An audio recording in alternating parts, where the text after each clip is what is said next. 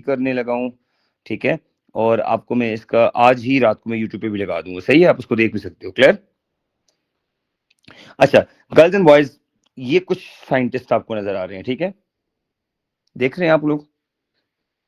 एक न्यूटन है और एक जो है वो आइंस्टाइन। आइंस्टाइन है, और ये तीसरा जो कौन है? ये मेरा श्रोडिंगर है, ठीक है। अच्छा, ओ ये वो वाला, अच्छा, श्रोडिंगर जिसकी हाँ इक्वेशन, हाँ हाँ हाँ हाँ श्रोडिंगर हाँ यानी कोई हाँ, इक्वेशन, हाँ। ये वो है, ठीक है। असल में ये पिक्चर लगाने का पर्पस आप लोगों को ये मोटिवेट करना है कि साइंटिफिक इंक्वायरीज में ऑलमोस्ट 3 to 4 सेंचुरीज, यानी न्यूटन 16th सेंचुरी का साइंटिस्ट था, आइंस्टाइन जो है वो 1905 में उसने अपना मेजर काम किया था, फोटो इलेक्ट्रिक इफेक्ट और इक्वेशन वगैरह। तो ये तकरीबन 3.5-4 सेंचुरीज तक एक प्रॉपर डिबेट चलती रही है कि लाइट एक वेव है या पार्टिकल है। वैसे आप लोग क्या कहते हैं? इन प्रॉपर्टीज को देख के सोचें कि लाइट वेव या पार्टिकल है, डिसाइड करें। चलें, आप लोगों को क्या लगता है, क्या रिफ्लेक्शन पार्टिकल की हो सकती है? वेव। पार्टिकल भी रिफ्लेक्ट कर सकता है। तला अगर एक टेबल टेनिस बॉल को दीवार पे मारे तो वशमा वो हिट करके रिफ्लेक्ट करेगी सारा, ठीक है। तो रिफ्लेक्शन दोनों की प्रॉपर्टी है। चले वन बाय वन चेकलिस्ट करते हैं। आपने बताना है वेव ये पार्टिकल ये बोथ। चलें, तला आपने लाउडली बताना है प्रॉपर्टी का नाम। Reflection, both, wave. Reflection, both both both. सबने बच्चों अपना वेव पार्टी अपना वोट देना है। अच्छा, प्लीज मुझे कहना ना पड़े, मुझे नाम ना लेना पड़े, आपने खुद बताना है। वेव रिफ्लेक्शन क्या पार्टिकल की प्रॉपर्टी है, वेव की है, ये बोथ? गलत है, बोथ। ये सही आंसर देने। बोथ। बोथ। ओके, वशमा, सारा, शेजिल, Both मैं are कह रहा हूँ। both. हाँ, मुझे Both. प्लीज ये एक्टिव लर्नर क्लास में चाहिए, अच्छे सोए सोए थके थके ऐसे नहीं, ठीक है। एक्टिव रहने। रिफ्रैक्शन, जब एक पार्टिकल या वेव एक मीडियम से दूसरी मीडियम में जाए, बेंड हो जाए, स्लो डाउन हो जाए, डायरेक्शन चेंज कर दे, बोथ। ये बोथ। किसी भी टेबल टेनिस बॉल को, क्रिकेट बॉल को पानी में जोर से फेंको, स्लो डाउन हो जाएगी। तो उसका मतलब है दोनों की प्रॉपर्टी। इंटरफेरेंस, जो कंस्ट्रक्टिव और डिस्ट्रक्टिव इंटरफेरेंस था, वेव्स। ये सिर्फ वेव की प्रॉपर्टी है। वेव। इंटरफेरेंस, पार्टिकल इंटरफेयर नहीं करते, पार्टिकल कोलाइड करते हैं बेसिकली। पार्टिकल्स का मोमेंटम वाले लॉज लगते हैं, ठीक है। सो इंटरफेरेंस बेसिकली वेव की प्रॉपर्टी है। Diffraction, the wave passes through the narrow gap. Wave. अच्छा, तला वेव। कहते हैं वेव। वेव। डायफ्रैक्शन डेफिनेटली बच्चों पार्टिकल डायफ्रैक्ट नहीं करता था, इस स्लाइड्स तक पार्टिकल डायफ्रैक्ट नहीं करता था, लेकिन यहां पे हम सो सॉरी, बोथ। अभी मैंने क्रॉस लगाया हुआ है, बट स्टिल बोथ। आपको आगे जाके ये पता कैसे चलेगा। डिसाइड करता है? बिल्कुल बताऊंगा ना, ये जो मिस्टर साइंटिस्ट बैठे हैं ना, इनका नाम है D Broglie.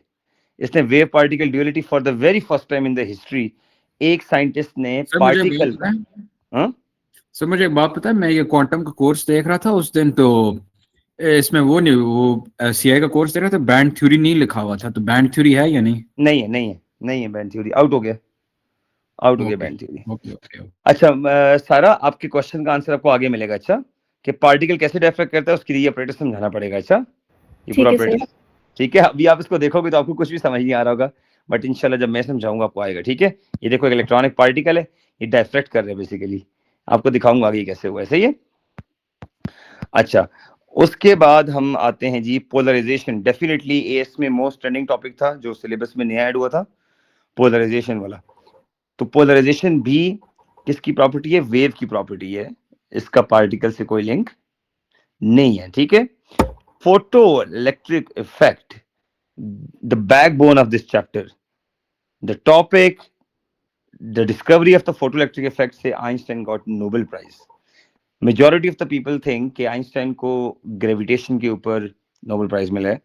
Majority of the people think Einstein को रिलेटिविटी के ऊपर नोबेल, मेजॉरिटी थिंक आइंस्टाइन को लेजर के ऊपर मिला है। मेजॉरिटी थिंक कि आइंस्टाइन को नोबेल प्राइज उसके ऊपर मिला है, रिलेटिविटी के ऊपर, लेजर्स के ऊपर, ठीक है।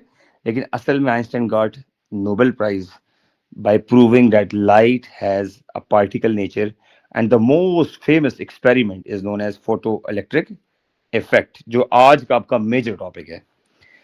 Up till now any confusion? कुछ आंसर्स आपको आगे फ्यूचर में खुद मिलेंगे, but I am ready to take your questions. अभी तक मैं ये कंक्लूड ये करूंगा, light has a dual nature. AS में हमने लाइट को वेव पढ़ा है, ए2 में हम इसको पार्टिकल प्रूफ करेंगे, और इसी चैप्टर के आखिर में इसको हम डुअल प्रूफ करेंगे। बात समझ आई? डन। सर अभी कोई फोटो कंफ्यूजन? इफेक्ट क्या होता है? फोटो इफेक्ट ये अगला टॉपिक है, आता हूँ इसके ऊपर। Okay okay. ये आपका फोटो इफेक्ट है, ठीक है, इसके ऊपर आता हूँ। अच्छा, before I start this chapter, जो इस चैप्टर का बच्चों प्रायर नॉलेज है वो ये है, देख के जरा बताएं इलेक्ट्रोमैग्नेटिक स्पेक्ट्रम में कौन कौन सी वेव्स होती हैं। हर बच्चा एक एक का नाम बताए। You start from gamma rays, then हर बच्चा एक नाम, देन अल्ट्रावायलेट, देन कोई और, गॉड अलियान, नेक्स्ट कोई और, एक Infrared. एक तला, एक infrared, okay, then microwave. Microwave, then got radio. Radio waves, okay. अच्छा, आपको पिक्चर में क्या नजर आ रहा है कि किस वेव की फ्रीक्वेंसी सबसे हाईएस्ट है यहाँ पे? गामा। गामा रेज की। और किसकी वेवलेंथ सबसे हाईएस्ट है? सारा सही बोला है, सारा जुनून। किसकी वेवलेंथ सबसे हाईएस्ट है? रेडियो की सर। रेडियो। अच्छा, इसमें अब एक और चीज बताएं, इसमें एक ऐसा इलेक्ट्रोमैग्नेटिक वेव का पार्ट है जिसके फर्दर 7 कलर्स हैं, 7 फ्रीक्वेंसीज है, 7 वेवलेंथ है। वो कौन से वाले इनमें से? गामा से लेके रेडियो तक सोचें। विजिबल। विजिबल लाइट के। तो विजिबल लाइट बच्चों स्टार्ट होता है red, orange, yellow, green, blue, indigo, violet, ठीक है। आपको यहाँ पे सबसे इंपॉर्टेंट कॉन्सेप्ट में ये देने लगा हूं, हर कलर की अपनी फ्रीक्वेंसी और अपनी वेवलेंथ है। या अल्लाह, एक तो कसम से बड़ा मसला है सर एक सवाल है जी जी। सर, इसमें वो जो एएस में वो न्यूक्लियर नहीं था, अगर वो नहीं आता तो कोई मसला तो नहीं है? नहीं नहीं नहीं नहीं नहीं नहीं बिल्कुल नहीं आता। नहीं, कोई मसला नहीं है। अच्छा, so girls and boys, quantum का सबसे पहला जो मेजर इक्वेशन है वो ये है, E is equals to h times f, where speed of any wave होता है, स्पीड ऑफ एनी वेव क्या होता है बच्चों? फ्रीक्वेंसी इनटू, याद करो, फ्रीक्वेंसी इनटू वेवलेंथ। वशमा यहाँ पे स्पीड को हम c से रिप्रेजेंट करेंगे। रीजन ये है कि स्पीड इज वेरी फास्ट, तो हम ये कर लेंगे। और c बाय लैम्डा को आशिर क्लास में है कि नहीं है? Ashir, are you there? Yes sir, ठीक है बच्चों, ठीक है ठीक है, c बाय लैम्डा कर लेंगे।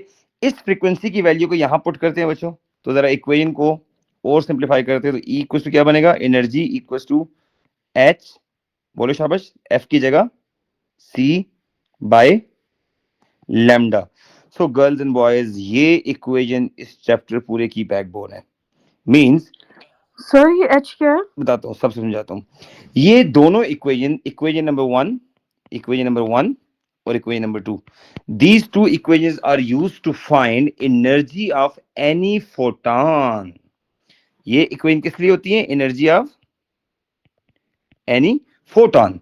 बेसिकली हमने जितने भी यहाँ पे वो पढ़े ना इलेक्ट्रोमैग्नेटिक वेव, जी से लेके GXUVIMR स्टैंड फॉर जिक्सू विमर, gamma rays, X rays, ultraviolet, visible light, infrared, microwave, radio wave, they all are made up of small discrete packets of energy known as photons. तो ये इन सब के बारे में लिखता हूँ, they all made up of, सबसे इंपॉर्टेंट वर्ड, डिस्क्रीट या फिक्स। डिस्क्रीट का मतलब फिक्स्ड है, फिक्स्ड, ठीक है, पैकेट ऑफ एनर्जी। और उन पैकेट ऑफ एनर्जी को हम क्या कहते हैं? फोटॉन या क्वांटा। क्या कहते हैं? फोटॉन या क्वांटा। तो ये 2 मार्क के लिए क्वेश्चन भी आता है, what is meant by photon. तो आप फोटॉन की डेफिनेशन में लिखना है, they are the discrete packet of energy, इसका 1 मार्क मिलेगा। ऑफ इलेक्ट्रोमैग्नेटिक रेडिएशन लिखने का दूसरा मार्क है, ऑफ इलेक्ट्रोमैग्नेटिक रेडिएशन। अगर आप ये लिखेंगे तो आपको दूसरा मार्क मिलेगा। तो पहला कॉन्सेप्ट ये हो गया, photons are the discrete packet of energy of electromagnetic radiation. और फोटॉन की एनर्जी निकालने का सबसे बेसिक फॉर्मूला है E = HF जब फ्रीक्वेंसी गिवन होगा, E = hc बाय लैम्डा जब वेवलेंथ गिवन होगा। और H क्या है? H के लिए मैं यहाँ पे लिख देता हूँ, H इस चैप्टर का कांस्टेंट है, इसको कहते हैं प्लॉन्क कांस्टेंट। क्या कहते हैं? प्लॉन्क कांस्टेंट, प्लैंक भी कहते हैं, प्लॉन्क कहते हैं, जो मर्जी। 6.63 10 to the power of -34. Good, 6.64, ये 3 कर लेते हैं, into 10 rays to the power -34। Girls and boys, Max Planck एक बहुत फेमस साइंटिस्ट था, जर्मन साइंटिस्ट था बेसिकली, ठीक है, क्योंकि जर्मनी में आपको पता है आइंस्टाइन, मैक्स प्लॉन्क ये जर्मन साइंटिस्ट हैं, ठीक है। तो मैक्स प्लॉन्क ने बेसिकली एक कांस्टेंट डिस्कवर किया था, और मैक्स प्लैंक ने बात प्रूव की थी कि एनर्जी ओवर फ्रीक्वेंसी की रेशो ऑलवेज रिमेन्स कांस्टेंट, जो मर्जी हो जाए, कोई भी फोटोन है उसकी जितनी मर्जी एनर्जी हो जाए वशमा, उसकी एनर्जी और फ्रीक्वेंसी की रेशो निकालेंगे, दैट इज ऑलवेज कांस्टेंट, और उस कांस्टेंट को हम कहते हैं, कौन सा constant? Planck constant. It is represented by h, ठीक है, इसको h कहते हैं, और इसकी वैल्यू 6.63 इंटू 10 पावर माइनस 34 है। इसको मैं यहाँ आपके लिए ग्रीन कलर से शेड कर देता हूँ। चले, अभी तक जो आपको इक्वेशन है मेजर वो मैं बता रहा हूँ। कोई question up till now please you can ask. Sir photon को क्वांटा भी कहते हैं? वेरी गुड, फोटोन को क्वांटा भी कहते हैं, और Okay. क्वांटा का मतलब है फिक्स पैकेट, डिस्क्रीट पैकेट। किसका? मतलब सेम थिंग है ना? सेम थिंग है। ओके।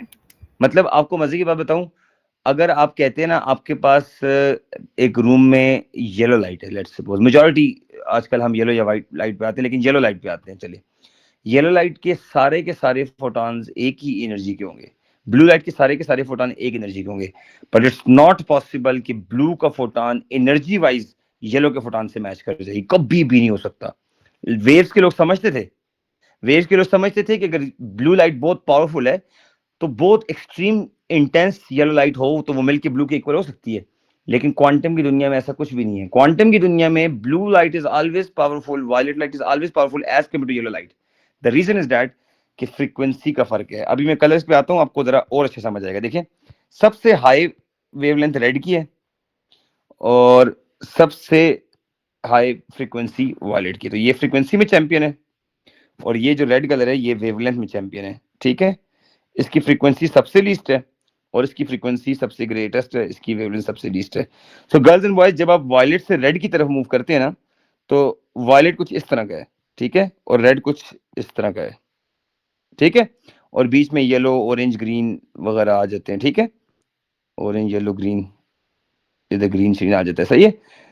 इसको मैं जोड़ देता हूँ, अभी कलर्स का जरा मुझे इतना एग्जैक्ट याद नहीं है, ठीक है। तो आपने करना ही है, जितने भी आपके कलर्स हैं, अगर मैं इनको यहाँ पे लिख के दिखाऊं तो आपको इस तरह हो जाएंगे, रेड, शाबाश बोलो, ऑरेंज, येलो, ग्रीन, बोलो वशमा, ब्लू, इंडिगो, वायलेट। तो इन कलर्स में अगर आप इस तरह से आते हैं तो क्या चीज इंक्रीज हो रही है? रिप्लाई करें, शाबाश। वेवलेंथ इंक्रीज हो रही है। और अगर आप इस तरह से आते हैं फिर क्या इंक्रीज हो रहा है? फ्रीक्वेंसी। तो मैं ये कहता हूं सबसे ज्यादा जिस कलर की फ्रीक्वेंसी है, तो एज पर दिस फॉर्मूला उस कलर की क्या चीज सबसे हाईएस्ट है? देखिए, एनर्जी, ठीक है। तो वो फोटॉन, तो कहने से वायलेट के फोटॉन सबसे ज्यादा हाईली एनर्जेटिक हैं। रीजन क्या है कि वायलेट के फोटॉन की फ्रीक्वेंसी सबसे ज्यादा है। अब ये बात क्लियर है आप सबको? तो कलर में चैंपियन आ गया वायलेट, मैं कलर को शेड भी कर देता हूं, इसको सर्कल। और जिक्सू विमर में सबसे ज्यादा हाई फ्रीक्वेंसी किसकी है? गैमा की है। तो हम क्या करते हैं, इन दोनों को इससे वो कर देते हैं शेड, ताकि आपको याद रहे कि ये नहीं, ठीक हो गया। तो फ्रीक्वेंसी में वायलेट चैंपियन है एनर्जी में, और गैमा रेज वगैरह एक्सरेज में से इलेक्ट्रोमैग्नेटिक वेव में गैमा सबसे ज्यादा पावरफुल है। सो अभी यहां पे जो की पॉइंट आपने सीख लिया, every color, every wave has a discrete fixed packet of energy known as the photons or the quantas. सबसे पावरफुल फोटॉन गैमा रेज के हैं, और विजिबल लाइट के 7 बेबीज हैं। तो मैं यहाँ पे 7 लिख देता हूँ, जरा आपको याद रहेगा। विजिबल लाइट पे क्या लिख देता हूँ? 7, ठीक है। वो 7 कलर्स का पैटर्न 1 2 3 4 5 6 7, और इन 7 कलर में सबसे ज्यादा तगड़े फोटॉन, सबसे पावरफुल फोटॉन बेसिकली वायलेट के हैं, क्योंकि इसकी फ्रीक्वेंसी सबसे हाई है। अब अभी तक की बात समझ आ गई सबको? कोई क्वेश्चन हो please you can ask me, I am ready to take your question. Quanta क्या होता है सर, पता कैसे लगा साइंटिस्ट को ये फोटॉन्स के बने होते हैं? ये सारी बातें तो खैर मैं आगे बताऊंगा। बहरहाल कोई क्वेश्चन ऐसा जिसका मैं लाइव अभी आंसर दे सकता हूं तो मैं दूंगा। अगली स्लाइड में आंसर हुआ तो आपको मैं बोलूंगा स्लाइड नंबर 2 या स्लाइड 3 में आंसर है, ठीक है। Any confusion please? नहीं सर, फिट है? अभी तक बात समझ आ गई? 2 की पॉइंट समझ आ गए। फ्रीक्वेंसी प्रोपोर्शनल है किसके? एनर्जी के। लेकिन वेवलेंथ और एनर्जी आपस में टोटली अपोजिट है। जितनी हायर वेवलेंथ होगी किसी चीज की, उतनी उसकी एनर्जी कम होगी। सर ये फोटॉन्स वाली बात लाइक सिर्फ विजिबल लाइट को अप्लाई होती है? क्योंकि नहीं, इन सब पे, सब पे इन सबको एक्सरे के भी क्वांटम्स है, फोटॉन्स हैं, अल्ट्रावायलेट की भी फोटॉन्स हैं, इंफ्रारेड की भी फोटॉन्स हैं, माइक्रो की भी, रेडियो की भी। सिर्फ मसला ये लाइट में उसको वर्ड फोटॉन कहते हैं और रेडियो या माइक्रो में उसको वर्ड क्वांटा कहते हैं बेसिकली। ओके ओके ठीक है, basically photon quanta word same ही है, लेकिन वर्ड फोटॉन इसलिए यूज करते हैं जब लाइट की बात आ जाती है। ठीक है, क्वांटा तब कहते हैं जब गैमा रेज क्वांटा, एक्सरेज के क्वांटा। ठीक है, कॉमन नेम फोटॉन है, फिक्स फिजिकल नेम क्वांटा है। ठीक है, अच्छा, आलियान, आशिर, काजिम, सारा जदून, सारा देव, सबको clear? Washma, Shejal? Yes sir. Yes sir. Okay okay, very good. अच्छा, अब मैं थोड़ा और आगे जाता हूँ स्लाइड पे। ठीक है, यस ओके।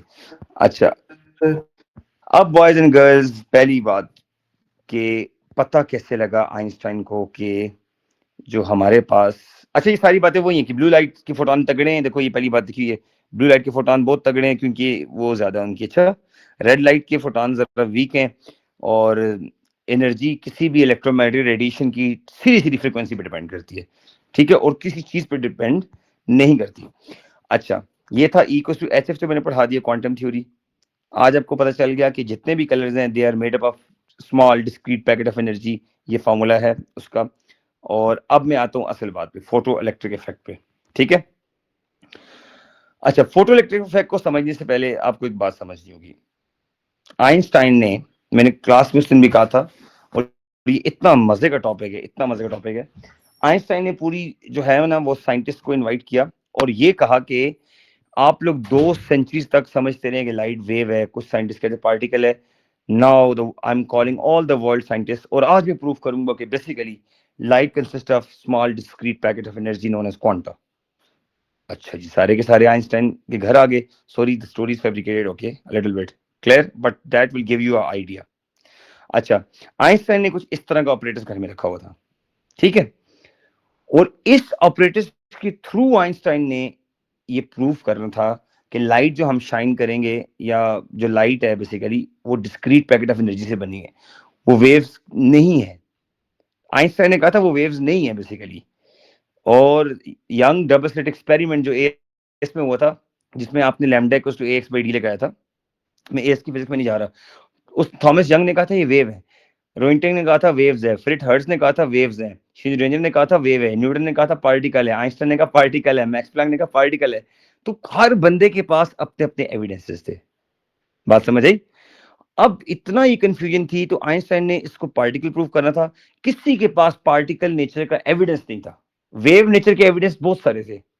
ठीक है, लाइट डायफ्रेक्ट करती है, ये वेव का एविडेंस है। लाइट इंटरफेयर करती है, वेव नेचर का एविडेंस है। ठीक है, लाइट एक ग्लास में से पास करती है विदाउट ब्रेकिंग द ग्लास, ये वेव का एविडेंस है। अगर लाइट पार्टिकल होती तो ग्लास को तोड़े बगैर कैसे अंदर आ सकती है? आपकी घरों में खिड़कियों में लाइट अंदर आती है ना?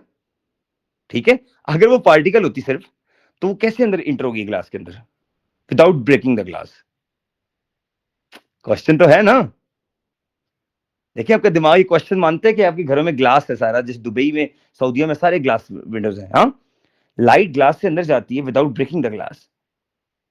How if it is, if it's not a wave? तो जाहिर साइंटिस्ट ने तो मानना ही था कि ये वेव है, लेकिन आइंस्टाइन वाज वेरी जीनियस। उसने कहा मैं ये प्रूव करूंगा ये पार्टिकल है। मेरे पास वेव नेचर का प्रूफ नहीं है, मैं आपकी बात से एग्री डिसएग्री करना हो कि अलग बात है, मेरे पास एविडेंस है कि लाइट एक पार्टिकल है। सारे साइंटिस्ट आ गए, चलो जी आइंस्टाइन तुमने इतनी बड़ी शोखी मारी है, प्रूव करो, प्रूव करके दिखाओ कि लाइट एक पार्टिकल नेचर की है। कोई मुझे बच्चा बता सकता है कि आइंस्टाइन ने क्या किया होगा? एनीवन? 1 मिनट के अंदर स्टोरी, कोई भी बच्चा। आइंस्टाइन ने रेड लाइट मारी थी, वो नहीं मूव किया था गोली, फिर उसने ब्लू लाइट मारी थी और वो मूव कर गया था। ये स्टोरी सारी आपने अच्छा, भूल शेजल को माशाल्लाह स्कूल की क्लास में से 2 बातें याद है कि आइंस्टाइन ने 2 कलर की लाइट शाइन की थी, रेड और ब्लू।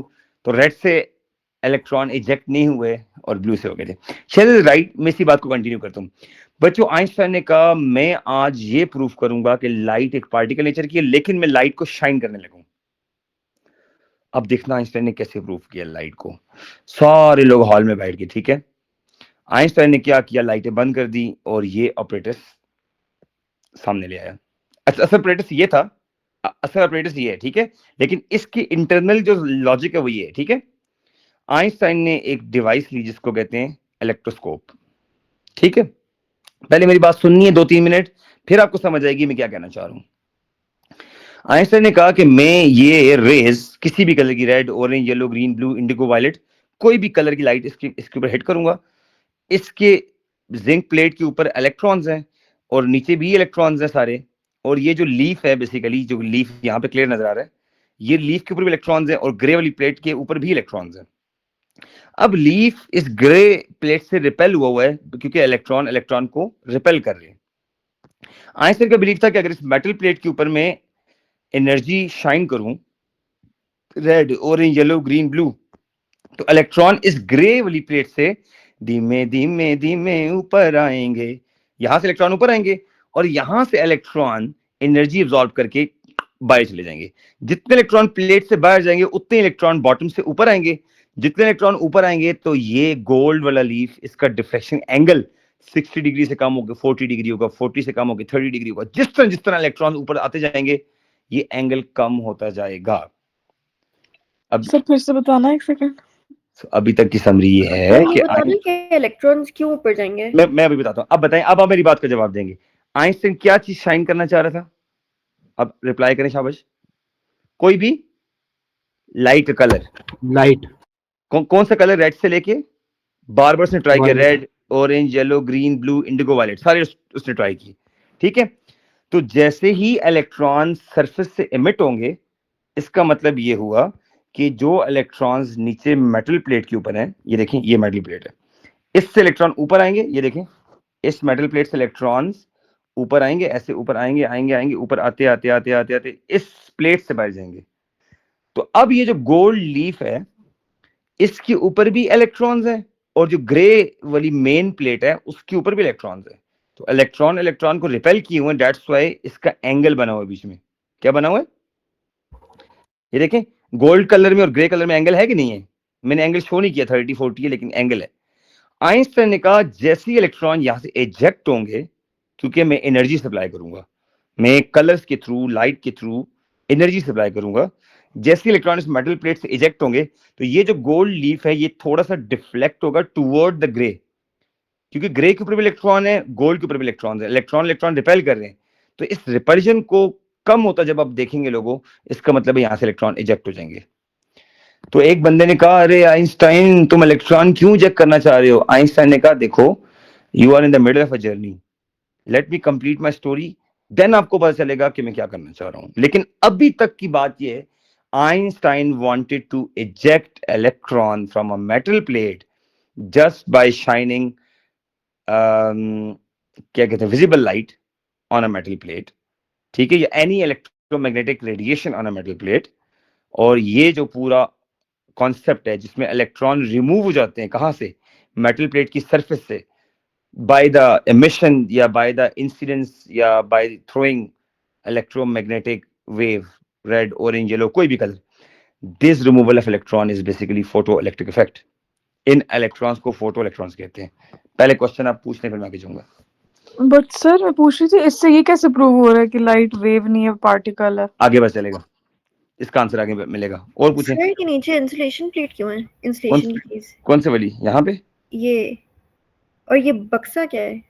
ये जो बक्सा है ना, इस पूरे बक्से को कहते हैं गोल्ड लीफ, ठीक है, इलेक्ट्रोस्कोप कहते हैं इस पूरे बक्से को। बक्से में 3 बेसिक चीजें हैं। ऊपर मेटल प्लेट नजर आ रही है, डिश टाइप चीज। हाँ, बक्सा होना जरूरी क्यों है? देखो बक्सा होना जरूरी इसलिए है कि गोल्ड चार्जेस को स्टडी करने के लिए एक डिवाइस होती है ना, जिसको ये कहते हैं इलेक्ट्रोस्कोप कहते हैं। इलेक्ट्रोस्कोप में गोल्ड लीफ और ग्रे वाले कलर के बीच में जो डिफ्लेक्शन है ना, इस डिफ्लेक्शन को मॉनिटर करके ये पता चलता है कि इलेक्ट्रॉन्स मेटल प्लेट से इजेक्ट हो रहे हैं या नहीं हो रहे। बेसिकली ये चार्जेस के रिमूवल को रिप्रेजेंट कर रही है डिवाइस। किसको रिप्रेजेंट कर रही है? रिमूवल को रिप्रेजेंट कर रही है। और क्वेश्चन पूछे क्वेश्चन, कोई मसला नहीं है, फिर मैं आगे जाऊंगा। सर एक सेकंड, मैं भूल गई थी कि वो जो लाइट थी वो किधर शाइन करते थे? मेटल प्लेट वगैरह? मेटल प्लेट की टॉप पे, बिल्कुल इसके टॉप पे, इधर हमेशा वो आपने कहा था ना कि इसके ऊपर इलेक्ट्रॉन्स होते हैं। ये देखो, ये मेटल प्लेट की टॉप में डिश को जूम करके दिखाया हुआ है। जी, ये लाइट रेज आ रही हैं, इलेक्ट्रॉन ब्लू दिखाए हुए हैं, तो इलेक्ट्रॉन यहाँ से इजेक्ट होंगे, ठीक है। वो जो और ऊपर डिस्क है, अच्छा, और वो जो बिल्कुल नीचे गोल्ड हाँ लीफ पर है, उसका क्या सीन है? अच्छा, उसका सीन ये कि जब इलेक्ट्रॉन टॉप वाली प्लेट से बाहर भागेंगे ना, तो नीचे जी, वाले इलेक्ट्रॉन ऊपर वैक्यूम क्रिएट हो जाएगा ना बेसिकली इलेक्ट्रॉन्स का, अच्छा। ठीक है, तो नीचे वाले इलेक्ट्रॉन भाग के ऊपर आ जाएंगे। ये इधर जो पॉजिटिव इलेक्ट्रॉन चार्ज रख सकते हैं क्या? क्या कर सकते हैं? पॉजिटिव चार्ज क्यों नहीं रख सकते? नहीं, पॉजिटिव नहीं रख सकते, उसकी वजह है कि positive charges inside the nucleus होते हैं, वो नहीं मूव करते, ठीक है। और मेटल, आपने मेटल के बारे में क्या पढ़ा है केमिस्ट्री में? Metal contain free delocalised electrons. जी, अब इन इलेक्ट्रॉन्स को इजेक्ट कराना चाह रहा था आइंस्टाइन, और इन इलेक्ट्रॉनों के रिमूवल से वो ये प्रूव करना चाह रहा था कि लाइट बेसिकली एक डिस्क्रीट नेचर की है, लाइट वेव नहीं है, लाइट पार्टिकल है। अभी आपको आंसर नहीं मिला, मिलेगा अभी आंसर, ठीक है सर जी जी जी। बेसिकली ये क्या कहते हैं, वो गोल्ड जो शीट है वो उसको इलेक्ट्रॉन्स को रिपेल करेगी ऊपर की तरफ। बिल्कुल, जैसे ही डिस्क से इलेक्ट्रॉन बाहर रिमूव होंगे ना, ये जो मेटल डिस्क मैंने ऊपर बनाई हुई है, तो नीचे जो ग्रे वाला पूरा एक सेटअप है ना, वहां से इलेक्ट्रॉन धीमे धीमे ऊपर आएंगे, तो वो जो गोल्ड शीट है जो डिफ्लेक्ट हुई है, जो अवे चली गई है, देखो यहाँ पे दिखाई हुई है, ये क्लोज हो जाएगी थोड़ी सी, इसका डिफ्लेक्शन एंगल कम होगा, जिससे ये प्रूव होगा, क्योंकि इलेक्ट्रॉन नजर तो नहीं आते ना, ये गोल्ड लीफ की मूवमेंट ये बताएगी कि इलेक्ट्रॉन इजेक्ट हो रहे हैं। जितना गोल्ड लीफ क्लोजर जाएगा ग्रे वाली प्लेट के, उतने ज्यादा इलेक्ट्रॉन इजेक्ट हो रहे हैं, ये बात कंफर्म है। जितना ये गोल्ड लीफ ग्रे वाली प्लेट के क्लोजर जाएगा, उतने ज्यादा इलेक्ट्रॉन इजेक्ट हो रहे हैं, क्योंकि जब इलेक्ट्रॉन इस ऊपर वाली डिस्क से इजेक्ट होंगे, तो नीचे से सारे इलेक्ट्रॉन ऊपर की तरफ मूव करेंगे। इट मींस गोल्ड लीफ का जो डिफ्लेक्शन एंगल है वो कम हो जाएगा, ठीक है। सर बात सुने, मैं पूछ रही थी कि व्हाट मतलब व्हाट कॉजेस वो इलेक्ट्रॉन्स टू लाइक मूव ऊपर की तरफ, लाइक पीछे फिजिक्स क्या है इसके लिए, क्यों ऊपर हाँ, ये जाते हैं? मेरा भी क्वेश्चन था। चलें, good question, very good question. आपका सवाल ये है कि लाइट शाइन करने से इलेक्ट्रॉन्स रिमूव क्यों हो रहे हैं और इसकी फिजिक्स क्या है। जरा इस पे भी आते हैं। इसके लिए आपका ये अगला कॉन्सेप्ट है वर्क फंक्शन। ये देखें, इलेक्ट्रॉन्स ग्रीन कलर के शो किए हुए हैं। मैं वर्क फंक्शन से पहले मुझे आपका और सारा, दोनों सारा का क्वेश्चन मेरे माइंड में है। सारा जदू ने ये पूछा कि इलेक्ट्रॉन्स इजेक्ट होते क्यों हैं, ये इलेक्ट्रॉन स्केप हो रही होता क्यों है, मैं इसका आंसर भी दूंगा। और सारा जैब का क्वेश्चन ये था कि इससे आंसर को पता कैसे लगा कि ये इलेक्ट्रॉन्स को इजेक्ट करने से या इलेक्ट्रॉन को रिमूव करने से ये कैसे पता लगा कि light has a discrete nature, particle nature. ये दोनों आंसर मैं आगे दूंगा, ठीक है। ये दोनों क्वेश्चन मेरे माइंड में। अच्छा, अब बच्चों असल बात पे आते हैं। अब एक चीज देखनी है, आइंस्टाइन ने और इतनी जबरदस्त काम किया ना। आइंस्टाइन ने क्या किया, अभी येलो लाइट लगाई ना जी, इलेक्ट्रॉन इजेक्ट नहीं हुए। शेजल ने जो बात की, आइंस्टाइन ने रेड लाइट लगा दी, जरा भी गोल्ड लीफ जरा भी डिफ्लेक्ट नहीं हुआ, सब लोग हंसने लग गए ना, ठीक है। फिर जो साइंटिस्ट में से एक साइंटिस्ट स्मोकर था, उसने जेब से ना एक लाइटर फेंका, उस लाइटर के एंड पे ब्लू लाइट थी, ठीक है। जैसे ही आइंस्टाइन ने ब्लू लाइट लगाई, वेरी वीक, थोड़ी सी ब्लू लाइट, और ये गोल्ड लीफ डिफ्लेक्ट हो गया। आइंस्टाइन और सारे साइंटिस्ट सर पकड़ के बैठ के, ये क्या यार, इतनी इंटेंस किस्म की रेड लाइट लगाई है, ऑरेंज लाइट लगाई है, इंटेंस रेड लाइट लगाई आइंस्टाइन ने, लेकिन इलेक्ट्रॉन इजेक्ट नहीं हुए। लेकिन वेरी वीक ब्लू लाइट या वायलेट लाइट लगाई और इलेक्ट्रॉन इजेक्ट हो गए। अब आप सोचिए, वायलेट पे इलेक्ट्रॉन्स क्यों इजेक्ट हुए हैं, जबकि इंटेंस लेवल की रेड लाइट, इतनी रेड लाइट कि कमरे में जैसे ब्लड शेड नहीं हो गया, हर जगह रेड रेड नजर आ रहा था। सर ये दोबारा एक्सप्लेन करते हैं, सॉरी। मैं ये पूछना चाह रहा था वशमा कि इलेक्ट्रॉन्स रेड लाइट से इजेक्ट क्यों नहीं हुए और वायलेट से इजेक्ट क्यों हो गए। आइंस्टाइन ने जब एक्सपेरिमेंट किया था ना। सर कोई वेवलेंथ या फ्रीक्वेंसी का कोई होगा ना, क्योंकि फ्रीक्वेंसी हाँ, ज्यादा है वायलेट की। फ्रीक्वेंसी हाँ, ज्यादा है, अच्छा। तो फिर उसकी एनर्जी भी ज्यादा होगी। अच्छा, मैं आपको एक मजे की बात बताऊं, आपने आंसर बिल्कुल ठीक दे दिए। अच्छा, आइंस्टाइन ने जब रेड लाइट लगाई थी ना, तो एक साइंटिस्ट सजेशन दी, अरे आइंस्टाइन, तुम्हारी रेड लाइट के सेल खत्म हो गए हैं बैटरी के, तुम इसका करो बड़ी वाली रेड लाइट बैटरी लगाओ। आइंस्टाइन ने क्या किया, 2 सेल के बजाय 4 सेल वाली रेड लाइट, फिर 8 सेल वाली, फिर 10 सेल वाली, लेकिन इलेक्ट्रॉन इजेक्ट नहीं हुए। सारे लोग परेशान, ये क्या चक्कर है यार, इवन इतनी इंटेंस किस्म की रेड लाइट भी इलेक्ट्रॉन को इजेक्ट नहीं कर रही। फिर एक साइंटिस्ट ने लाइटर फेंका और उसके साइड पे ब्लू लाइट थी। जैसे ब्लू लाइट को ऑन किया, oh my God, gold leaf एकदम से रिफ्लेक्ट हुआ और मेटल की सरफेस से इलेक्ट्रॉन बाहर चले गए। आप सब ने इसका आंसर भी दे दिया कि बेसिकली ब्लू लाइट के फोटॉन्स, तला ने कहा, उनकी फ्रीक्वेंसी बहुत ज्यादा लग रही है और रेड की वेवलेंथ ज्यादा है और ब्लू की फ्रीक्वेंसी ज्यादा है, तो शायद ब्लू की फ्रीक्वेंसी की वजह से इलेक्ट्रॉन रिजेक्ट हुए हैं। यही आप लोगों के माइंड में आ रहा है ना, रेड और वायलेट में यही फर्क है। हाँ, अब मुझे बताएं, जी। आइंस्टाइन ने पूछा बताएं रेड से इलेक्ट्रॉन इजेक्ट हुए क्यों नहीं है, बताएं। आपसे क्वेश्चन ना, रेड से क्यों नहीं इजेक्ट होंगे इलेक्ट्रॉन सर इस सरफेस से? क्योंकि फ्रीक्वेंसी कम थी। फ्रीक्वेंसी तो मान ली रेड की कम थी, लेकिन कुछ तो था जब उसने इतने ज्यादा नंबर ऑफ, यानी पहले रेड लाइट में 100 फोटॉन्स थे, फिर अगली रेड लाइट में मिलियंस ऑफ फोटॉन्स थे।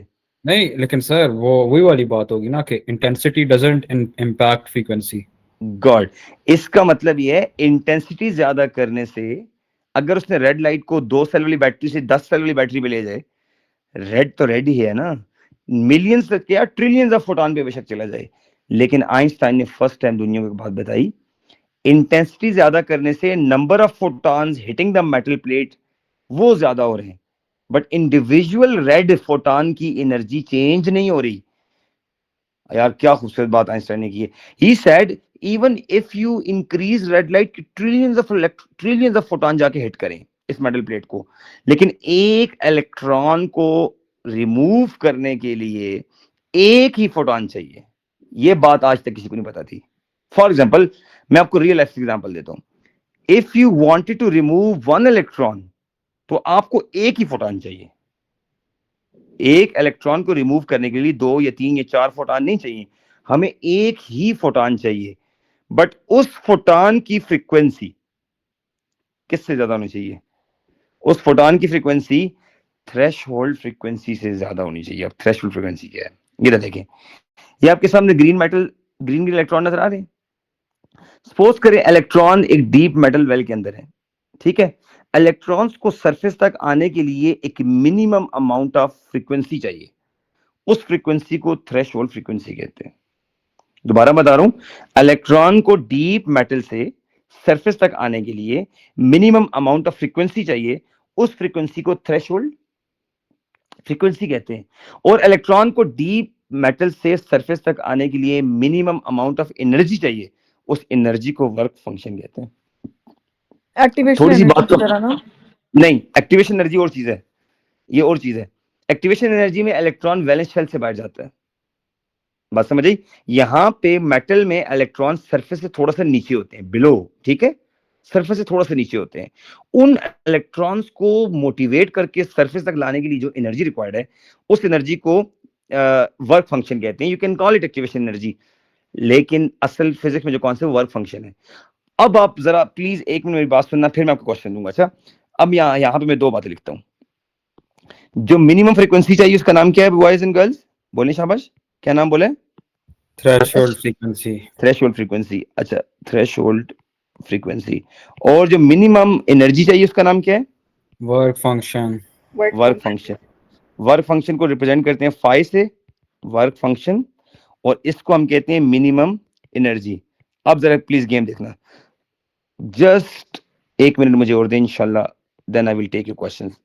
अब एक चीज देखना, लेट्स सपोज इलेक्ट्रॉन्स इस जगह पे पैक है, और ये वो सरफेस है जहां से इलेक्ट्रॉन ने आउट होना है, ठीक है।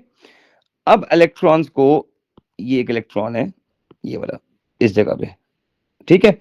इस इलेक्ट्रॉन को बच्चों यहां से ऊपर लाना है, और मैं ये कहता हूं मुझे लेट्स सपोज 70 जूल्स की एनर्जी चाहिए, एग्जांपल दे रहा हूं।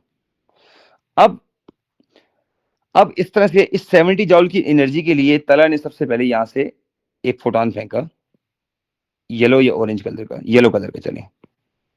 अब मुझे बताएं, इस येलो के पास लेट्स सपोज एग्जांपल दे रहा हूं 20 जूल्स की एनर्जी है। आपको लगता है कि ये येलो वाला इस इलेक्ट्रॉन को ऊपर ले आएगा? नहीं। बोले नहीं आएगा। अच्छा, लेट्स सपोज तला ने इंटेंसिटी बढ़ा दी, 2 येलो कर दिए, 3 येलो कर दिए, 4 येलो कर दिए, क्या इलेक्ट्रॉन आएगा? नहीं। नहीं, क्योंकि एक फोटॉन, येलो वाले फोटॉन एक इलेक्ट्रॉन से इंटरेक्ट करता है। ये आइडिया दुनिया को आइंस्टाइन ने दिया है। लोग समझते थे, एक मिनट, लोग समझते थे ये चारों मिलके इलेक्ट्रॉन को उठा लेंगे। क्लासिकल फिजिक्स वाले समझते थे, जो वेव नेचर वाले थे वो समझते थे कि इलेक्ट्रॉन ऊपर नहीं आता तो ये सब कंबाइन होके मिलके इलेक्ट्रॉन को उठा लेंगे, लेकिन ऐसा नहीं हुआ था। आइंस्टाइन ने जब रेड लाइट इंटेंस लगाई थी, इलेक्ट्रॉन इजेक्ट नहीं हुआ। तो जैसे ही आइंस्टाइन ने इसको रिमूव किया, लेट्स सपोज, और उसने, काजी मैं आपको क्वेश्चन बताता हूं, उसने जैसे ही वायलेट फोटॉन लिया और लेट्स सपोज वायलेट की एनर्जी है 100 जूल्स। ओ माय गॉड, जैसे ही वायलेट आया उसने कहा चल लो इलेक्ट्रॉन निकलो यहाँ से बाहर। इलेक्ट्रॉन 70 जूल से ऊपर आया और जो रिमेनिंग 30 जूल बच गई कहाँ चली गई? बोले शाबाश। इमिट हो गई। वो 30 joules kinetic energy of electron में ट्रांसफर हो गई। इसका मतलब ये हुआ इलेक्ट्रॉन को मिनिमम सरफेस तक लाने के लिए जो एनर्जी रिक्वायर्ड थी वो 70 जूल थी, जिसको हम कहते हैं वर्क फंक्शन, और ये 100 जूल होगी एनर्जी ऑफ द फोटोन, और जो 30 जूल होगी वो होगी kinetic energy of emitted electron. तो 100 जूल थी येलो वाला टोटल एनर्जी, ठीक है। ये था ऑरेंज वाला, था ये ऑरेंज वाला वर्क फंक्शन, और जो पिंक कलर मैंने शेड किया पर्पल में वो है काइनेटिक एनर्जी। तो आइंस्टाइन ने फॉर्मूला ये दिया दुनिया को कि energy of any photon Kazim मैं आपका क्वेश्चन लेता हूं, is equals to work function plus remaining one is change into kinetic energy. Change ना भी लगाएं, काइनेटिक लगा दें, ठीक है। इसका मतलब ये हुआ एनर्जी ऑफ द फोटोन जो कि इंसिडेंट फोटोन है, ये हो गया। ये आ गया वर्क फंक्शन, ठीक है बच्चों, और रिमेनिंग हो गया kinetic energy of emitted electron. एक मिनट मैं आपकी बात सुनता हूं सर, मुझे एक मिनट दें। अब वर्क फंक्शन जो था, किसी ने पूछा वर्क फंक्शन किस तरह निकालेंगे, हमें क्या पता है किसी मेटल का वर्क फंक्शन कितना है। तो वर्क फंक्शन के लिए आपने H को F0 से मल्टीप्लाई करना है। F0 जो है वो आपको थ्रेशोल्ड फ्रीक्वेंसी का आइडिया दे रहा है, ये हर मेटल की अपनी होगी, तो इसके लिए मैं लिखता हूं ये है थ्रेशोल्ड फ्रीक्वेंसी, जिससे हर सब्जेक्ट का सीआईज में अपना थ्रेशोल्ड होता है। इसी तरह वर्क फंक्शन तो फिर कांस्टेंट ही होगी और गिवन ही हो गया है एज्यूम। अब बिल्कुल वर्क फंक्शन गिवन होगा, तो हाफ mv² आ गया, इसकी जगह HF आ गया, और यहां पे आ जाएगा HF। अब मेरी बात सुनिए, एक हो गया HF, ठीक है बच्चों, एक हो गया HF0 जो कि वर्क फंक्शन की इक्वल है, और एक हो गया हाफ mv² जो कि काइनेटिक एनर्जी की इक्वल है। इसका मतलब ये हुआ कि आपकी जो सबसे मेन इक्वेशन है वो ये है, energy of incident photon will do two things. एक इलेक्ट्रॉन को ऊपर लाएगी जिसको वर्क फंक्शन कहते हैं, रिमेनिंग इलेक्ट्रॉन की काइनेटिक एनर्जी को इंक्रीज करेगी, और टोटल एनर्जी येलो में शो कर दी है जिसको फोटोन की energy. So I'm summing up this, आपके पास ये एनर्जी अगर 100 जूल्स है तो 70 जूल्स अगर इलेक्ट्रॉन को डीप मैटर से सरफेस पे लाएगी, तो जो 30 है वो इलेक्ट्रॉन्स को काइनेटिक एनर्जी में कन्वर्ट हो जाएगी। पहले अपने क्वेश्चन पूछें फिर मैं आगे जाऊंगा, ठीक है सर जी। मैं पिछली बात का एक क्वेश्चन पूछूं जी कि अगर फ्रीक्वेंसी पे डिपेंड करता है एमिशन, इसका मतलब है कि ब्लू इंडिगो वायलेट से होता है और ब्लू के आगे जो सारे कलर्स उनसे नहीं होगी एमिशन कभी भी। You are perfectly fine. अगर जगह सारा ने कितनी अच्छी बात की है, देखो सारा ही कहना चाह रही है, अगर लेट्स सपोज कि मैं एग्जांपल दे रहा हूं, अगर यहाँ पे एमिशन होती है इस कलर पे, किधर गया वायलेट, हाँ इस कलर पे एमिशन होती है, फिर कभी भी एमिशन इंफ्रारेड पे नहीं होगी। लेकिन लेट्स सपोज कोई ऐसी मेटल है जिसमें एमिशन हो जाती है ग्रीन कलर पे, ठीक है। अब ग्रीन पे एमिशन अगर हो जाती है तो अब इस पे एमिशन नहीं होगी, इस तरफ ये कलर्स एमिशन नहीं कर सकते, ये एमिशन कर सकते हैं, लेकिन बहुत तेज एमिशन कर देंगे काइनेटिक एनर्जी। देखिए सारा ने अच्छा पॉइंट पे किया है कि सर जिस कलर पे एमिशन हो जाएगी फोटो इलेक्ट्रिक एमिशन, उस कलर से हाई फ्रीक्वेंसी साइड पे एमिशन होगी, उस कलर से लो फ्रीक्वेंसी साइड पे एमिशन नहीं होगी। बात समझ आई? तो ये जो मिनिमम कलर आपने डिसाइड कर लिया ना किसी भी मेटल के लिए, इस मिनिमम फ्रीक्वेंसी को, इस कलर की जो मिनिमम फ्रीक्वेंसी है, इसको हम बेसिकली वर्क फंक्शन कहते हैं, थ्रेशोल्ड फ्रीक्वेंसी कहते हैं। और थ्रेशोल्ड फ्रीक्वेंसी की जब हम थ्रेशोल्ड फ्रीक्वेंसी को मल्टीप्लाई कर देते हैं H के साथ, तो इसको वर्क फंक्शन कह देते हैं। ये वर्क फंक्शन है बेसिकली। थ्रेशोल्ड फ्रीक्वेंसी को जब प्लांक कांस्टेंट से मल्टीप्लाई करते हैं तो जो वैल्यू आती है इसको वर्क फंक्शन कहते हैं, इसकी यूनिट जूल्स है। और क्वेश्चन पूछे शाबाश। अच्छा सबसे मुश्किल टॉपिक इस चैप्टर में ये जो टॉपिक आपको आ गया, आपको आगे कोई मसला नहीं होने वाला, ठीक है सर आई वांट टू जी आस्क, ये F0 आपने कहा थ्रेशोल्ड फ्रीक्वेंसी है ना, जी जी जी जी। तो इसका क्या फॉर्मूला, हमें किस तरह गिवन होगी या हमें किस तरह निकालनी पड़ेगी थ्रेशोल्ड? गुड, तला की बात बिल्कुल ठीक है। या तो थ्रेशोल्ड फ्रीक्वेंसी गिवन होगी पेपर में, थ्रेशोल्ड फ्रीक्वेंसी गिवन होगी कि एक मेटल की थ्रेशोल्ड फ्रीक्वेंसी इतने हर्ट्ज है, आप उसको मल्टीप्लाई कर देंगे H के साथ। अगर ना गिवन हुई फिर आपको वर्क फंक्शन गिवन होगा। फिर आप इस तरह करोगी ठीक है sir, phi phi equals to H तो एफ इसको नॉट करोगी। रीअरेंज कर दूंगी ना। ठीक यस, है ये रीअरेंज कर दोगी। और क्वेश्चन प्लीज, आलियान और हाशिर, कोई भी कंफ्यूजन है पूछें। सर अच्छा, ये इस चैप्टर ई नॉट क्या है? हाँ क्या चीज? ई नॉट ई नॉट क्या चीज है? अच्छा, एनर्जी ऑफ इंसिडेंट फोटोन। जो फोटोन हम थ्रो कर रहे हैं ना, ये ई नॉट है, ये ई नॉट है, ठीक है। तो इस एनर्जी को हर हाल में वर्क फंक्शन से ग्रेटर होना चाहिए या इक्वल होना चाहिए। तो मैं यहां पे लिख भी देता हूं, एनर्जी ऑफ फोटोन को या तो ग्रेटर होना चाहिए या हाशिर इक्वल होना चाहिए, किसके? वर्क फंक्शन के, ठीक है। अगर इसको फ्रीक्वेंसी की फॉर्म में करते हैं तो हम ये भी कर सकते हैं, frequency of the photon, frequency of the photon equal होना चाहिए या ग्रेटर होना चाहिए थ्रेशोल्ड फ्रीक्वेंसी से। तो दोनों बातें चलेंगी, ये बात करना चाहो या ये बात एक ही है। सिर्फ नीचे फ्रीक्वेंसी की में बात की हुई है, ऊपर एनर्जी में बात की हुई है। इंसिडेंट फोटोन की फ्रीक्वेंसी थ्रेशोल्ड फ्रीक्वेंसी से ज्यादा होनी चाहिए, एक बात, और इंसिडेंट फोटोन की एनर्जी वर्क फंक्शन के इक्वल या उससे ज्यादा होनी चाहिए, दूसरी बात, ठीक है। बोले यस तला, बोलो। सर, जी एक जी और बस बात है, जी आपने इक्वेशन लिखी है ना, E naught is equal to work function plus kinetic energy, जी जी। और फिर आपने नीचे वैल्यूज लिखी है 100 जूल, 70 एंड 30। इसमें आप फाइंड क्या करना चाह रहे हैं? आपने तो सब वैल्यूज लिख दी हैं। Good question, good question. इसको हम एक काम करते हैं, हम इस तरह करते हैं, यहां से इस इक्वेशन पे इससे दो इक्वेशन और क्रिएट करते हैं। चलो तला, फर्स्ट इक्वेशन बताओ तला, फ्रीक्वेंसी की फॉर्म में क्या बनेगी? ई की जगह हम क्या कर सकते हैं? एच एफ कर सकते हैं, इक्वल्स टू, सारा आगे क्या करूं? जी जी जी सर, क्या कह रहे हैं, क्या अब करना वर्क है? फंक्शन के क्या लिखूं? नॉट HFO लिख लें नॉट और प्लस 1/2 1/2 mv स्क्वायर। वशमा दूसरी इक्वेशन बन गई। तो फर्स्ट और सेकंड और अब थर्ड, वशमा फिर जो भी मिसिंग वेरिएबल होता है हम निकाल सकते हैं। अब थर्ड भी बताता हूँ, एच, थर्ड सुनना, एच इंटू एफ की जगह सी बाई लैम्डा लगा सकते हैं, याद है वो फॉर्मूला?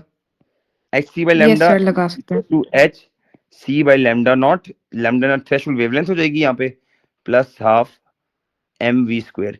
बात ये कि ये सारा डेटा इलेक्ट्रॉन का है, ये किसका है? इलेक्ट्रॉन का डेटा है।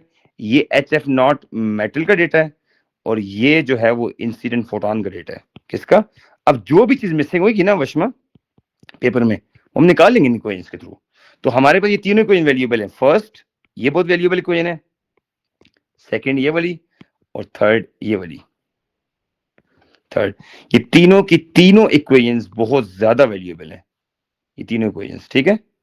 सेकंड और ये फर्स्ट, ठीक है। ये ठीक है सर। क्लियर हो गया? वो हमें डिपेंड करता है हमें गिवन क्या है, सही है। मजे की बात यह है, इस इक्वेशन के ऊपर जिसको स्टार लगा रहा हूं, energy of the photon is equal to work function plus remaining goes to the kinetic energy. Einstein got Nobel prize by this, because ये फर्स्ट टाइम आइंस्टाइन ने प्रूव किया। इससे पहले किसी को ये बात नहीं पता थी। सब लोग समझते थे इलेक्ट्रॉन को अगर हमने ऊपर उठाना है ना, सब लोग समझते इलेक्ट्रॉन को अगर ऊपर उठाना है तो खैर है यार, अगर फोटोन के पास एनर्जी नहीं भी है तो 5 6 10 12 फोटॉन्स मिलकर उसको लिफ्ट कर लेंगे। आइंस्टाइन ने कहा ना ना ना ना ना ना ना ना, ये नहीं हो सकता।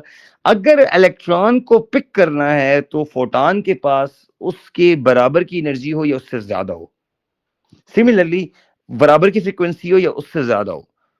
उससे 1 जाउल या 1 हर्ट्ज भी फोटोन के पास कम हुई तो इलेक्ट्रॉन ऊपर नहीं आएगा। ये चीज फर्स्ट टाइम। तो आइंस्टाइन ने कहा frequency matters, boys and girls, intensity does not matter. वे वाले समझते थे इंटेंसिटी मैटर करती है। अरे यार, एक फोटोन बाहर नहीं आ रहा तो 10 12 मिलकर उठा लेते हैं। जिस तरह घर में आप कबर्ड नहीं उठा सकते, 10 12 लोग मिलकर उठा लेते हैं। लेकिन नहीं, रियल वर्ल्ड में कबर्ड को अगर वशमा नहीं उठा सकती तो वशमा को एक बॉडी बिल्डर बुलाना पड़ेगा, एक ही बंदा जिस कबर्ड को उठाए। ये नहीं है कि 10 12 लोग मिलकर उठा लेंगे। क्वांटम की दुनिया में ऐसा कुछ भी नहीं है। Now I think I made this clear कि इलेक्ट्रॉन को रिमूव करने के लिए फोटोन के पास जो एनर्जी होनी चाहिए वो वर्क फंक्शन से ज्यादा होनी चाहिए या उसकी इक्वल होनी चाहिए। सिमिलरली इलेक्ट्रॉन के पास जो फ्रीक्वेंसी होनी चाहिए वो थ्रेशोल्ड फ्रीक्वेंसी के बराबर हो या उससे ज्यादा हो, कम नहीं होनी चाहिए। कम होगा तो इलेक्ट्रॉन इमिट नहीं होगा। आप समझ आई? अच्छा, अब आप मुझे ये बताएं, आप लोग सोच के बताएं, कौन कौन से बिलीव्स ऐसे हैं जो वेव वाले साइंटिस्ट मानते थे और आइंस्टाइन ने सबको गलत प्रूफ किया है? ऐसे बिलीव्स जो वेव वाले समझते थे कि ठीक है, आइंस्टाइन ने कहा नहीं भाई ठीक नहीं है। There is a list of believes, आप हैरान हो जाएंगे वो बिलीव्स कौन कौन से हैं। बिलीव नंबर 1 बताता हूँ जरा। ओ खुदाया पक्का, ओए होए होए, कितने मजे की बात है। आप इस टेबल को बाद में खुद पढ़ना, मैं आपको मेजे मेजे बातें बताता हूँ। I am not going to read this, आप इसको एक मिनट छोड़ दें, आप मेरी बात पे। बिलीव नंबर 1 बताता हूँ, ठहरे। बिलीव नंबर 1 विदाउट रीडिंग जरा आपको ज्यादा अच्छा समझ आएगा। देखें, ये वेव मॉडल के साइंटिस्ट हैं और ये फोटॉन मॉडल के, मैं आपको बताता हूँ। देखें, आइंस्टाइन ने सबसे पहले जैसे ही इलेक्ट्रॉन्स को टच किया ना, मतलब शाइन किया, दरअसल इलेक्ट्रॉन बाहर चला गया। अच्छा, वेव वाले कहते हैं अरे यार इंटेंस लाइट रिक्वायर्ड इलेक्ट्रॉन को चेक करने के लिए। फोटॉन मॉडल वाले क्या कहते हैं? बड़े बड़े फोटॉन वाले क्या कहते हैं? A single photon is enough. जिस तरह तला कहता है वो बात सुनो, मुझसे लड़ाई मत करो, मेरी एक ही चपेट काफी है तुम्हारे लिए। ठीक है ना, ये ऐसी कोई बात है, समझ आई? मैं 2-3 नहीं लगाऊंगा, तुम एक ही लगाऊंगा। बात ये फोटॉन में एक ही फोटॉन इनफ है to remove electron. So many या वेरी इंटेंस लाइट की कोई जरूरत नहीं है। तभी तो लाइटर से निकली ब्लू लाइट ने इलेक्ट्रॉन को इजेक्ट कर दिया, लेकिन एक्सट्रीम इंटेंस रेड लाइट ने भी इलेक्ट्रॉन को इजेक्ट नहीं किया। पहली बात क्लियर है? पहली बात क्लियर होगी? सच बताएं। यस अच्छा, सर। और कितने मजे की बात है। वेव वाले कहते थे अच्छा even weak light is very effective. Einstein ने कहा भाई इलेक्ट्रॉन को इजेक्ट करना है, weak light is effective. Lighter की बैक पे जो छोटी सी टॉर्च लाइट लगी होती है वो भी ब्लू कलर की हो तो इलेक्ट्रॉन को इजेक्ट कर सकती है। नहीं, वेव मॉडल कहते नहीं यार, वीक लाइट से कुछ भी नहीं होगा, या इलेक्ट्रॉन इजेक्ट हो भी गई तो थोड़ा आराम से इजेक्ट हो जाएंगे। वेव वाले समझते थे। आइंस्टाइन ने कहा लो इंटेंसिटी का मतलब लेस नंबर ऑफ फोटॉन्स हैं, not the weak photon, not the less powerful photon. Wave वाले समझते थे वीक इंटेंसिटी का मतलब ये है कि वीक फोटॉन। आइंस्टाइन ने कहा अरे चलो, वीक फोटॉन नहीं होते, लेस नंबर ऑफ फोटॉन्स होते हैं। यानी वेव वाले समझते थे कि वीक इंटेंसिटी का मतलब ये कि लाइट कोई कंटिन्यूस जुड़ी हुई चीज है, that is something bonded together, light के फोटॉन्स ना। आइंस्टाइन ने कहा ऐसी बात नहीं है। वीक लाइट का मतलब ये है कि फोटॉन्स कम होंगे, लेकिन एक फोटॉन की एनर्जी कम होगी, ये बात गारंटेड नहीं है। वे वाले समझते थे कि लेस इंटेंसिटी का मतलब फोटॉन वीक होंगे। समझ आ गई? प्लीज मुझे ये 2 बातें करने दें। अगली बात, इसने कहा एक आइंस्टाइन ने जैसे इंटेंसिटी को ज्यादा, ये तो बहुत ज्यादा है। नहीं ये लिखनी नहीं होगी, ये आपसे ना तला ये 4-4 नंबर का 3-3 नंबर के क्वेश्चन आते हैं कि फोटो इलेक्ट्रिक इफेक्ट की वो ऐसी ऑब्जर्वेशंस बताएं जो ये प्रूव करती हैं कि particle nature of the matter ठीक है और वेव नेचर के कॉन्सेप्ट गलत है। वो कौन से कॉन्सेप्ट है जो पार्टिकल नेचर के ठीक है और वेव के गलत है? ये वो कॉन्सेप्ट्स हैं। फॉर एग्जांपल देखिए, तीसरा कॉन्सेप्ट, वेव नेचर में समझते थे कि भाई इंटेंसिटी इंक्रीज करेंगे तो क्या होगा, इलेक्ट्रॉन बहुत तेज इजेक्ट होगा। आपको लगता है ये बात सही है? इंटेंसिटी इंक्रीज करेंगे तो इलेक्ट्रॉन फास्टर इजेक्ट होगा? नहीं, ज्यादा इजेक्ट होंगे। ज्यादा इजेक्ट होंगे। मोर इंटेंसिटी का मतलब ये है मोर number of photons. More number of photons का मतलब ये है कि मोर number of electrons, not the faster electron. कितने मजे की बात है। देखो, वेव मॉडल कहते हैं ग्रेटर इंटेंसिटी का मतलब ये है कि इलेक्ट्रॉन, इनके पास बहुत एनर्जी है और ज्यादा इलेक्ट्रॉन रिलीज होंगे। बात ठीक है इनकी कि मोर इंटेंसिटी का मतलब मोर इलेक्ट्रॉन इजेक्ट होंगे, लेकिन इलेक्ट्रॉन फास्टर इजेक्ट नहीं होगा। देखो, ये लोग कहते हैं ग्रेटर इंटेंसिटी का मतलब ये कि मोर फोटॉन पर सेकंड जाएंगे, सो मोर इलेक्ट्रॉन रिलीज पर सेकंड हो जाएंगे। इंटेंसिटी का मतलब ये था, क्वांटम वाले कहते हैं इंटेंसिटी से इलेक्ट्रॉन की काइनेटिक एनर्जी को कुछ भी नहीं होता। Do you agree with this? Intensity can not do anything to kinetic energy. Agree disagree? Intensity kinetic energy of electron कुछ कर सकती है? दिखा देता हूं, ये देखें। इंटेंसिटी बच्चों इस इलेक्ट्रॉन्स की काइनेटिक एनर्जी को इंक्रीज कर सकती है? हाँ नहीं। नहीं, क्योंकि स्पीड नहीं चेंज हुई थी, फिर 1/2 mv² है तो गुड। नहीं होना चाहिए। अगर सपोज करें अगर आपने वायलेट पे ही सारा ने इंटेंसिटी ज्यादा मार दी तो ज्यादा नंबर ऑफ क्या होंगे, ग्रीन इलेक्ट्रॉन बाहर जाएंगे यहां से। ठीक है, इसका मतलब ये गारंटी नहीं है। सपोज करें काजिम कहते सर जी मैंने red, orange, yellow, green, blue तक ट्राई किया सर, ब्लू पे इलेक्ट्रॉन इजेक्ट हो गया। अब काजिम ब्लू पे रुक गया ना, अगर ब्लू की एक्सट्रीम लेवल ऑफ टॉर्च भी लगा देना तो नंबर ऑफ इलेक्ट्रॉन ज्यादा हो सकते हैं, इलेक्ट्रॉन फास्टर रिजेक्ट नहीं हो सकता।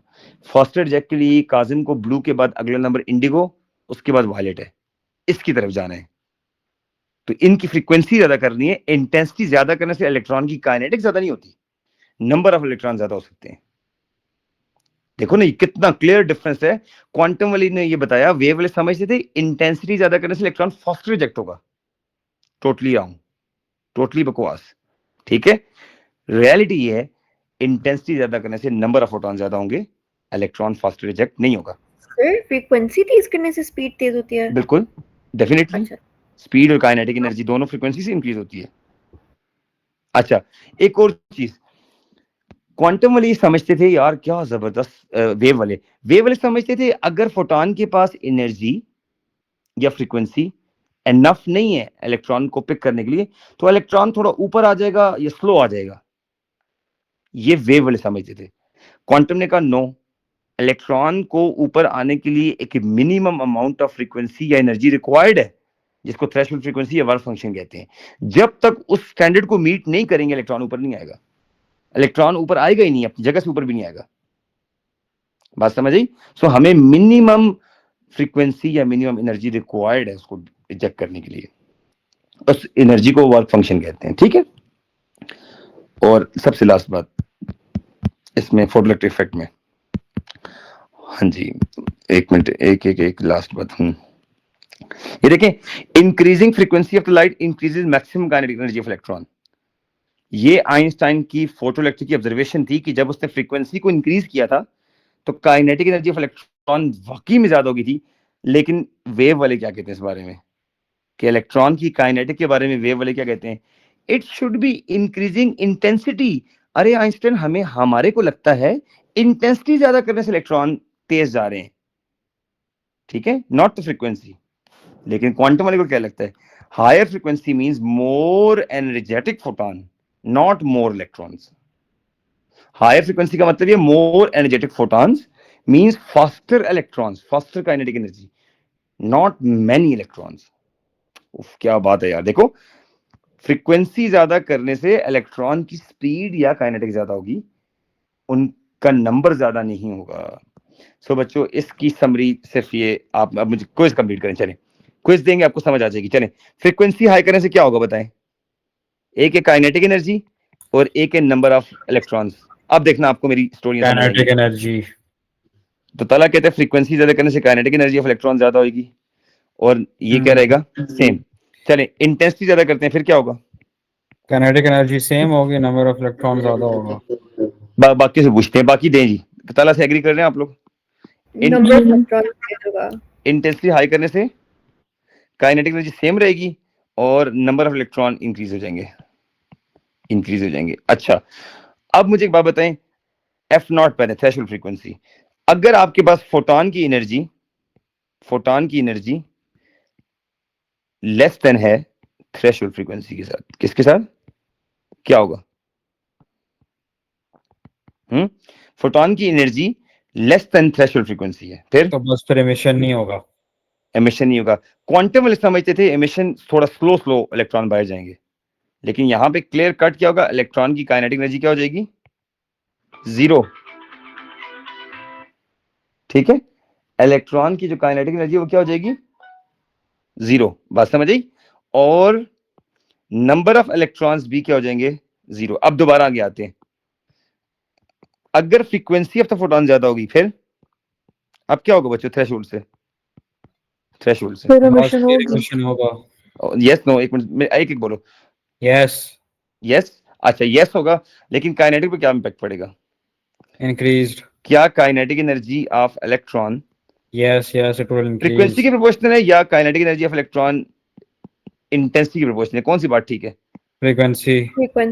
फ्रीक्वेंसी। अच्छा, सारा भी ताला भी, बाकी लोग बच्चे बताएं, ये रॉन्ग है जी। सही है?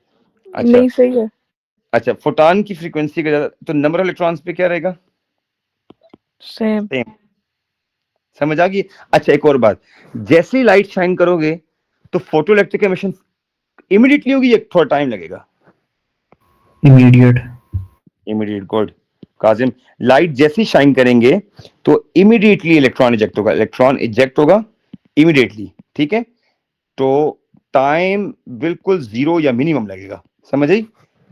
बहुत मिनिमम टाइम आप कह सकते हैं, ठीक है? और लास्ट चीज, तो आप मुझे बताएं, तो असल में ये चीज सबसे इंपॉर्टेंट होगी, इंटेंसिटी से नंबर ऑफ फोटॉन्स, और उसके बाद ये चीज फ्रीक्वेंसी से काइनेटिक एनर्जी ऑफ इलेक्ट्रॉन। मेरे ख्याल से मैंने फोटो इलेक्ट्रिक इफेक्ट को बहुत अच्छा एक्सप्लेन कर दिया, ठीक है? और इसमें कोई मसला नहीं है। आपको जो अगला लेसन है उसमें आएगा स्पेक्ट्रम और डी ब्रॉगली, एक लेसन और लगेगा। असल में सारी गेम ही, सारी 70% चैप्टर ही है फोटो इलेक्ट्रिक इफेक्ट। अगला टॉपिक बहुत आसान है, ठीक है? सो आप लोग इस तरह करें कि कल अगर आप लोग सेशन लेना चाह रहे हैं, कल मैं 11 बजे आ सकता हूँ, अगर लेना चाह रहे हैं तो सोच लें। अगर चाहते हैं कल क्वांटम खत्म करें, कि कल मैंने एस को पहले टाइम देना है, आपको बाद में टाइम देना है। सही है, 11 बजे सही हो सकता है। सर खत्म करते हैं पता है क्यों? कल आप लेसन ले लेना, उसका फायदा है, क्योंकि फिर आप 2 दिन बेशक ना लें, आप उसके क्वेश्चंस करें, ठीक है? ठीक है लेकिन सर। ट्रस्ट में ये इतने मजे का चैप्टर, अच्छा चैप्टर की अच्छी बात बताऊं, एक दफा आप चैप्टर सही पढ़ लोगे ना, आपको इसके क्वेश्चन में टफ टाइम नहीं मिलना, ये मजे का लगेगा चैप्टर आपको। अगला मैं आपको ये बताऊंगा डी ब्रॉगली ने इसने क्या काम किया था, ठीक है? और उसके बाद स्पेक्ट्रम क्या है, बस 3 तरह के स्पेक्ट्रम है वो समझाने मैंने, बस, ठीक है?